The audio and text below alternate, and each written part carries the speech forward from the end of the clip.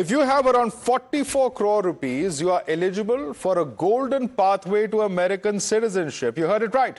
The US President Donald Trump has announced a gold card visa to attract super wealthy investors. The gold card, which is priced at USD 5 million, grants instant permanent residency with an easier pathway to citizenship. It's primed to replace the existing EB-5 visa, where you had to invest a minimum of $800,000 on top of other factors to obtain a green card.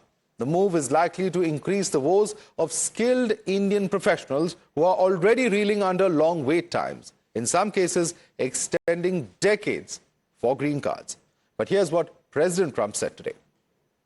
We're going to be selling a gold card. You have a green card, this is a gold card. We're going to be putting a price on that card of about $5 million, and that's going to give you green card privileges plus. It's going to be a route to citizenship, and wealthy people will be coming into our country by buying this card. They'll be wealthy, and they'll be successful, and they'll be spending a lot of money and paying a lot of taxes and employing a lot of people. And we think it's going to be extremely successful. A lot of people are going to want to. A lot of people are going to want to be in this country, and they'll be able to work and provide jobs and build companies and pay taxes. All of those things. It's an incredible. You're watching the News Hour at 10, debate number 3 on Times Now, Super Prime Time. Go across to our guest. Joining us, we have Karthikeya Tanna, U.S. immigration attorney. Joining us as well as David Sofair, Republican strategist. Rekha Sharma Crawford is an attorney and treasurer of the American Immigration Lawyers Association. Christopher Hale, Democratic strategist, also joins us on the panel. Let me start with the only lady on the panel. Rekha Sharma Crawford, your interpretation of this new scheme, because earlier there was a $800,000 minimum investment that one needed to get the EB-5 visa. The norms are much tougher now at about 5 million USD. What does this mean for those, particularly, of course, Indian Americans waiting in line, some of them perhaps with a waiting list or a queue that's going to last decades? Well, look, it's not real until it's real. And Congress is the only one that has the authority to act on this plan. I mean, he's announced it. That doesn't mean it's not law yet. There's no way to know whether Congress will actually pass this. Even with the EB-5 category, it's an act of Congress. So unless Congress acts to rescind it, I mean, it's all talk until the ink is dry. And I think at this point, we don't know what it means because the details aren't there yet. Okay, Karthikeya Tanna, what does this really mean? Because there are those who say that mid-level investors who earlier had a chance at getting a green card or settling in the United States, living that American dream, so on and so forth, they are now out of it. It's only those who can afford a significant chunk of change, that's 5 million USD, will be actually able to take advantage of this scheme. What's the impact that you see that this is going to have? Well, again, I echo what the previous speaker said.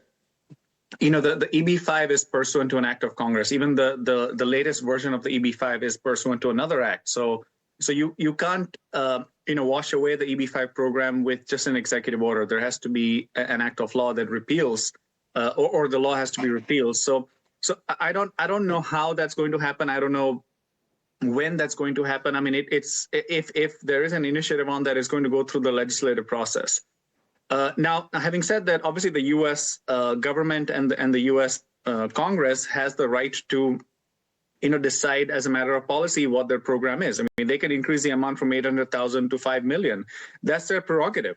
Okay. But that has to go through the actual channels. And we don't know yet, how this is all going to work out. What is the But doesn't Trump have the numbers inside the House? That's a big question indeed. And in fact, David Sofair, do you think that Trump has the numbers? Is he in a comfortable position to be able to push through such a legislation as our earlier panelists are talking about? And is this really going to become reality? Sure. I mean, I tend to agree with the earlier panelists, and thank you for having me. And, we'll have to see how it plays out in Congress.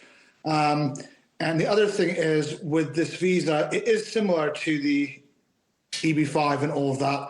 And here's why. With the EB-5, you have to create jobs as well. So this is probably a good thing. If you look at it at the end of the day, as we clean up our immigration nightmare, and we now have to really balance and offset our tax cutting abilities as well. So that is our real new strategy to make America safe again and to make the citizens of the country rich again. So, ultimately this will be a good thing. And the other thing is all the applications in the pipeline have not been rescinded or canceled. So it's important to state that. Okay. Christopher Hill, are you as optimistic? Howard Lutnick today, the Commerce Secretary, says that EB-5 visa program is nonsense. It's a way to get a low-price green card, and that's going to be done away with. Christopher.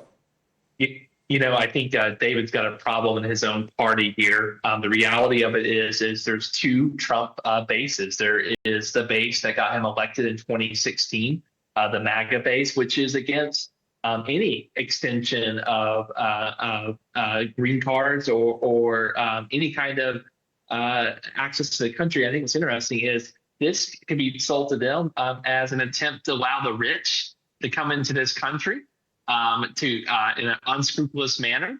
And I think it's also so I think on one hand, there's the MAGA base, which I think will be completely against this program. They actually want to get rid of the program entirely, not up the price of it. But then there's the Silicon Valley, the Trump 2.0, the Elon Musk part of this party, which is all for it. But I think the big piece going forward here is I do not think he has 218 votes. I do not think he has 100% of the Republican caucus, and he's got 0 votes of Democrats. I do not think this becomes law. Okay. Karthikeyan, let me bring you in on the other aspect. One thing is, of course, what's going to happen in the House is anybody's guess. Of course, we've discussed all those possibilities. But in the financial year 24, 733 Indians got the EB-5 visa. How is this going to, in fact, India is right after China and Vietnam in terms of the number 3 country that's got those number of people who've got the visas. How does this impact on those individuals, particularly those category of investors who would like to look at, either a green card or settling down in America? Especially those who've applied for the EB-5. Right. I mean, again, I don't suspect at all that even if, let's say, hypothetically, the EB-5 program were to end, I don't think it's going to apply to those whose petitions are already midway. I don't think that can happen. It can't be retrospective. It has to be prospective. Also, I suspect if at all they do attempt to get the EB-5 law, repealed, it's going to have at least a moratorium or some period of 6 to 12 months in which, you have that time to apply.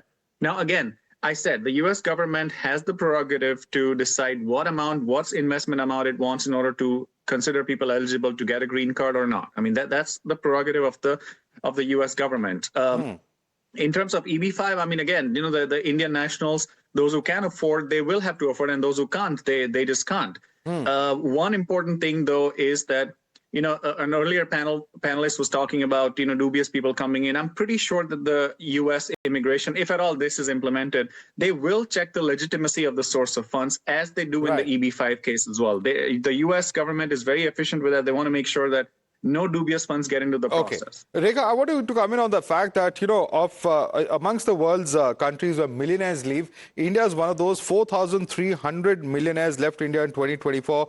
It's one of the countries where high net worth individuals depart globally. What's the impact that you see on this particular category of individuals? Would they look at US more? Would they look at it less in terms of an attractive destination, perhaps? How do you see that impacting? Again, I think what we cannot lose track of is the fact that the EB-5 category is still law until 2027. So at a bare minimum, even if Congress were to act, you still leave that in play until 2027. With regards to, what happens with any golden visa, I think the issue is going to be, well, what does that look like, right? Does that mean, are there provisions for family members? Are there not provisions for family members? There's so many unanswered questions right now that I don't think that everyone can just simply say, this is truly the golden ticket and we should all sell everything and move. I think you have to wait and see, and that's where we're at. Right. And David, what's the Green Card Plus that, in fact, Mr. Trump spoke about? We don't know the fine print yet, so we don't know the impact. And how much of this, at the end of the day, the country that gets the maximum number of EB-5 visas is China. Last year, over 8,311 Chinese nationals who actually got that, 69% of the EB-5. So is it something that's also looking at people coming in from different countries as well? David. Well, again, the EB-5 does not, discriminate, China and India are two of the largest countries in the world, obviously. So I guess those figures do make sense. And when it comes to the fine print that's in the deal, we have not seen that yet. So, we'll have to see how it goes with Congress. And as far as, can you bring a family in? I'm not sure. But of course, to the idea that bad actors are going to be allowed in is really, I don't see that as the case, as the EB5 is heavily scrutinized. And so I think this will have stringent checks with all of America's compliance agencies and FACTA and all of that. All right, closing comments, Christopher. I think that Trump opened up a swarm of bees here, because I think what's interesting is this lifted up this EB5 program, which is not well known among the Republican base. Here's my prediction. I think it's more likely that the original program completely goes away and that there is no Trump alternative. The MAGA base does not want the original program, and they sure as heck don't want the new version of it. I think Trump opened up a swarm of bees. This will not pass. I think it's much more likely that there will be even greater restrictions on the program that exists. All right, Christopher Hale, Rekha Sharma Crawford, David Sofia, Kartikeya Tana, thanks so much for joining us on this new golden visa, and really what happens to it in terms of legislation, of course, remains to be seen. Thank you so much for joining us this evening.